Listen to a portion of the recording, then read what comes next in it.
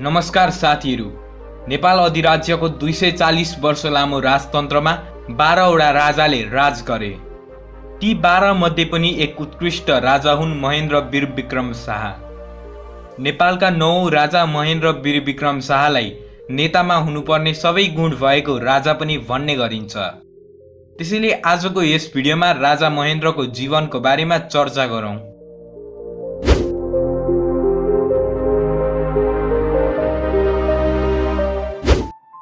साथीहरू, राजा महेन्द्रको जन्म 11 जुन 1920 मा नारायण हिटी दरबारमा भएको थियो। राजा त्रिभुवन र रानी कान्तिको छोरा भएर जन्मेका महेन्द्रको परिवारलाई दरबारभित्रै नजरबन्दमा राखिएको थियो। दरबार बाहिरकी महारानी पुस्तकमा लेखिए अनुसार राजा महेन्द्रका जेठा छोरा भने रविन्द्र शाह हुन्। रविन्द्र शाह एक गुरुङका छोरा थिए। रविन्द्र शाहको जन्म सन् 1933 मा वा सन् 1939 मा भएको मानिन्छ। उनको जन्म 1939 मा भएको भए पनि उनी भविष्यका राजा वीरेन्द्र भन्दा 6 वर्ष जेठा थिए। रविन्द्र शाहलाई तल्लो जातको भनेर राजा बनाइएन र कुनै पनि आधिकारिक दस्तावेजमा उनको बारेमा उल्लेख छैन। रविन्द्र शाहले आफ्नो दुःख धेरै गीत र कविता मार्फत व्यक्त गरेका थिए।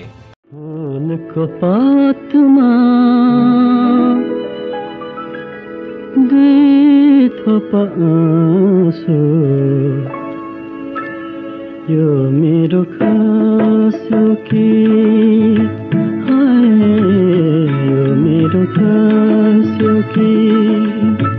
महेन्द्र शाहको आधिकारिक विवाह भने सन् 1940 मा इन्द्र राज्यलक्ष्मी देवी शाहसँग भयो। उनको 6 छोराछोरी छन्, जसमा राजकुमारी शान्ति, राजकुमारी शारदा, राजा वीरेन्द्र, राजा ज्ञानेन्द्र, राजकुमारी शोभा र राजकुमार धीरेन्द्र क्रमशः पर्छन्। 2007 सालमा इन्द्र राज्यलक्ष्मी शाहको निधन भएपछि महेन्द्रले निकै सङ्घर्ष गरेर इन्द्र राज्यलक्ष्मी शाहकी बहिनी रत्न राज्यलक्ष्मी देवीसँग विवाह गरे। राणा शासनको अन्त्यपछि पनि राणालाई विवाह गर्न उनले आफ्नो पितालाई कसरी फकाए भन्ने कुरा नि निकै चाखलाग्दो रहेको छ। म त्यस बारेमा नि छिट्टै भिडियो बनाउने छु। 2007 सालको क्रान्तिमा नि राजा महेन्द्रको ठुलो हात रहेको थियो। राजा महेन्द्रलाई राणाहरूले धेरैचोटि दरबार गएर सत्ता आफ्नो हातमा लिन आग्रह गरे, तर राजा महेन्द्र भने आफ्नो पिताकै पक्षमा थिए। त्यसैले 7 सालको क्रान्तिमा उनको ठुलो हात रहेको छ। पछि राणाहरूले महेन्द्रको 3 वर्षे माहिलो छोरो ज्ञानेन्द्र शाहलाई राजा बनाइदिएका थिए।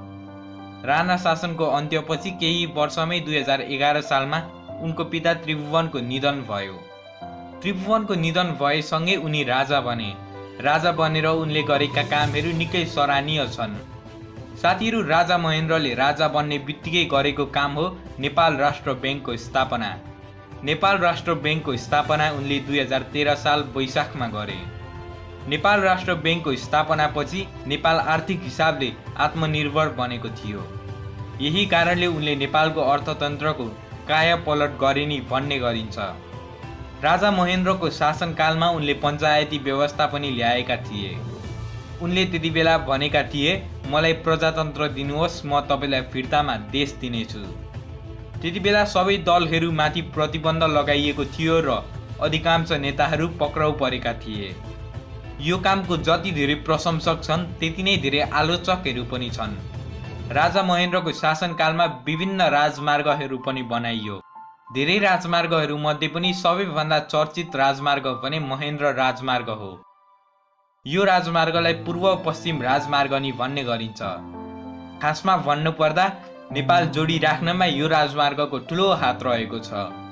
अधिकांश राजमार्गहरू यही राजमार्गबाट छुटिएर सुरु हुन्छन्। नेपाली भाषालाई जोगाउनमा नि राजा महेन्द्रको ठुलो हात रहेको छ। जब नेपालमा धेरै मान्छेहरू हिन्दी बोल्न थालिसकेका थिए, उनले नेपाली भाषालाई राष्ट्र भाषाको रूपमा स्थापित गरेर यसलाई देशव्यापी बनाए। यसबाहेक उनले नेपालको 45 वटा देशसँग राम्रो सम्बन्ध स्थापित गरे र 2012 सालमा नेपाललाई संयुक्त राष्ट्रसङ्घको सदस्य पनि बनाए। साथीहरू, राजा महेन्द्रलाई भारतीय नेताहरूले भने त्यति मन पराउँदैनन् थिए। राजा महेन्द्र निकै साहसी र चलाख थिए।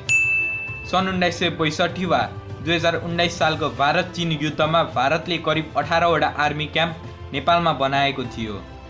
आर्मी क्याम्पको बारेमा पत्तो पाएपछि राजा महेन्द्रले 26 सालमा तत्कालीन प्रधानमन्त्री करतिनिधि बिष्टलाई आर्मी क्याम्प हटाउन लगाऊ भन्दै पत्र लेख्न लगाए। भारतले भने नेपालको पत्रको उत्तर दिएन। त्यसपछि कीर्तिनिधि बिष्टले भाषण गरे कि 1950 को भारत नेपाल मित्रता सन्धि खारेज हुनेछ। नेपाल आफै ती चेकपोस्टहरू हटाउने तयारी गरेपछि तत्कालीन भारतीय परराष्ट्र मन्त्री स्वरण सिंह नेपाल आएका थिए। उनले सरकारलाई प्रष्ट शब्दमा भने कि यसको नतिजा राम्रो हुने छैन। तर राजा महेन्द्र आफ्नो अडानबाट पछि नहटेपछि यो विषय अन्तर्राष्ट्रियकरण हुने डरले र आफ्नो साधु पण्डितको चरित्र जोगाउन भारतले ती चेकपोस्टहरू फिर्ता लग्यो। नेपाल सरकारले भारतलाई झुक्क्याएको दुर्लभ घटनाको रूपमा यसलाई लिन सकिन्छ। चेकपोस्ट हटाएको न्युमा नै भारतले नेपालमाथि 28 सालमा नाकाबन्दी लगाएको थियो। तर त्यो बेला पेट्रोलियम बाहेक भारतीय निर्भरता खासै थिएन। नेपालमा गाडीहरू पनि धेरै थिएनन्। भारतीय नाकाबन्दीले ठुलो असर सिर्जना गर्न नसकेपछि भारत पछि हट्न बाध्य भयो। यसबाहेक उनले स्वदेशी उद्योग धन्दाहरू विकास गरेर भारतीय परनिर्भरतालाई न्यून गर्दै गए। वीरगञ्ज चिनी कारखाना, कृषि औजार कारखाना, जनकपुर चुरोट कारखाना, बाँसबारी जुत्ता कारखाना, सिमेन्ट र कपडा उद्योगहरू सबै उनकै पालामा स्थापना भएका हुन्। महेन्द्रले स्थापना गरेको अधिकांश उद्योग धन्दाहरू अहिले बन्द भइसकेका छन्। नेपाल पहिले भन्दा भारतमा बढी निर्भर हुनुको कारण यो पनि हो। यही निर्भरताको फाइदा उठाउँदै भारतले सन् 2015 मा नाकाबन्दी पनि लगाएको थियो। राजा महेन्द्रले चालेको प्रत्येक कदमहरू एकपछि अर्को गर्दै भारतलाई धक्का दिने खालको थियो। उनले नेपालमा भारतीय प्रभावलाई पहिलोको तुलनामा 40% भन्दा बढी तल झारिसकेका थिए, जसको फलस्वरूप भारतले उनलाई नरुचाउनु स्वाभाविक नै हो। साथीहरू, भारतले बनाएको 18 वटा आर्मी क्याम्पमा एक क्याम्प अझै पनि नेपालमा छ। त्यो क्याम्प भएको ठाउँलाई कालापानी भन्ने गरिन्छ। हो साथीहरू, कालापानीको विवादको सुरुवात त्यतिबेलै भएको थियो। साथीहरू, राजा महेन्द्रको आलोचकहरू उनले कालापानीको क्याम्प हटाउन सकेनन् भन्ने गर्छन्। तर आलोचकहरूलाई थाहा छैन कि 18 क्याम्प मध्ये 17 राजा महेन्द्रले नै हटाएका थिए।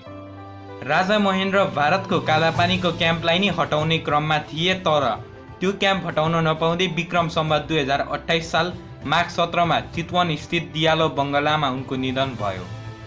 यो कुरा थाहा नपाई धेरै मान्छेहरूले राजा महेन्द्रले कालापानी बेचे भन्ने गर्छन्, जुन सरासर झुट हो र गलत पनि हो। साथीहरू, आलोचना गर्न कुनै अनुसन्धान चाहिँदैन, तर सत्य तथ्य बाहिर ल्याउन पनि अनुसन्धान चाहिन्छ। राजा महेन्द्रले साहसपूर्वक त्यो 17 क्याम्प हटाउन नलगाएका भए सायद भारतले आदि नेपाल अतिक्रमण गरिसक्थ्यो होला।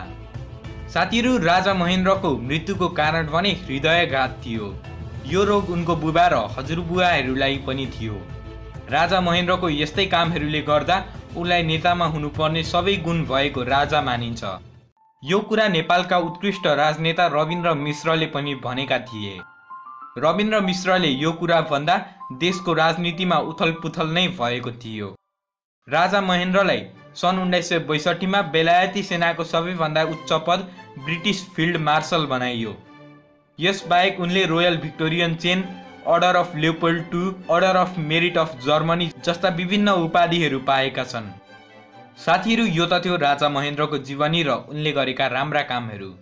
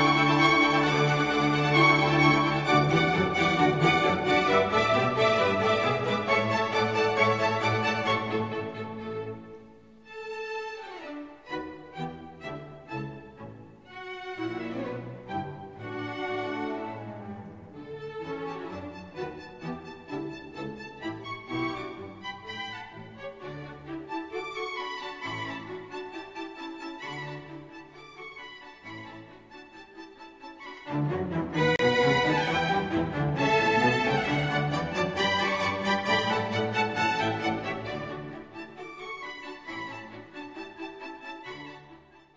हेरिदिनु भएकोमा धन्यवाद। च्यानललाई सब्स्क्राइब गरेर छेउमा रहेको बेल आइकन दबाइदिनु होला।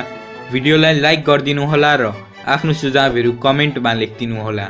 धन्यवाद।